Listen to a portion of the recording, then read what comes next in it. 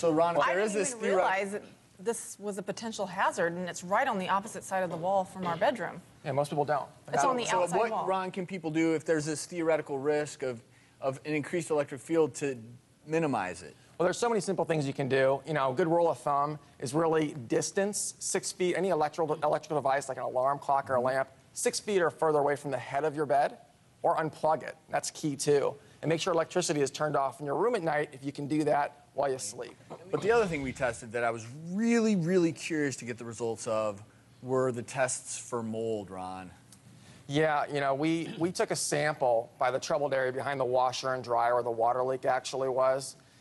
And we were really, really surprised. We actually found toxic black mold in your home. And we sent it off to the lab, laboratory diagnostic lab, and they determined that Stachybotrys mold spores were prevalent. And I want to paint a picture for you. Okay, if we were to take a sample in a home, and if it had 60 spores in the sample, that would be considered toxic. You had 13,560 spores in that sample. We're conducting the body voltage test. And what this is an indirect measurement of the voltage you're being subjected to on a nightly basis. It comes from all the wiring. It comes from the alarm clock, the lamps. And this shows us indirectly how you're being affected. Why is that important? Well, it's important because the electrical fields, they disrupt our immune system, and they also interrupt sleep.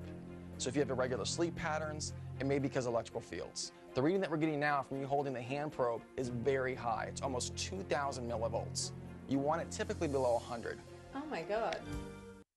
I've thought about whether or not my home was healthy because I've had asthma for a long time, and if I walk in the house, my asthma almost always gets worse. The boys haven't officially been diagnosed with asthma, but in the past they've had the RSV virus. We called in the experts, Lisa and Ron Beres, who educate consumers about dangerous toxins in the home. A double bed about this size can actually hold up to 2 million dust mites. This bed really should have a barrier cover. This is a HEPA air purifier. Most people just don't know that the air inside their home is more polluted than the outdoor air. Manufacturers aren't required to label the ingredients in their cleaning products. There's not a lot of long-term testing on these chemicals. A lot of them are carcinogenic. Formaldehyde. That's what we put the frogs into, we dissect the kids. That's right. That smell we all know. Yes. But at concentrations in your house, you don't detect it by the nose because the concentrations are lower. But it's in everything from your carpeting to your paints, your draperies, your sheets. A lead test was done. 65% of homes have gas leaks, and this home is no different. Then check the house for water leaks and mold.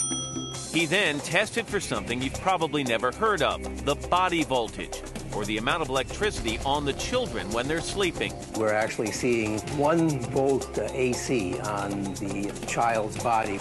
How healthy or unhealthy is their home? Their house is not healthy. The reasons are basically this, and this is typical of most homes. We found contaminants in the water linked to cancers and heart problems and more diseases. We found high body voltage in the nursery because of electrical wiring in the wall near the cribs. We found a gas leak in the water heater that they didn't even know was there.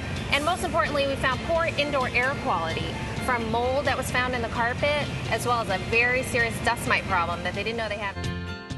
The Doctor Says All New. How safe is your home? I didn't even realize that this was a potential hazard, and it's right on the opposite side of the wall from our bedroom. Hidden dangers. 60 spores in the sample, that would be considered toxic. You had 13,560 spores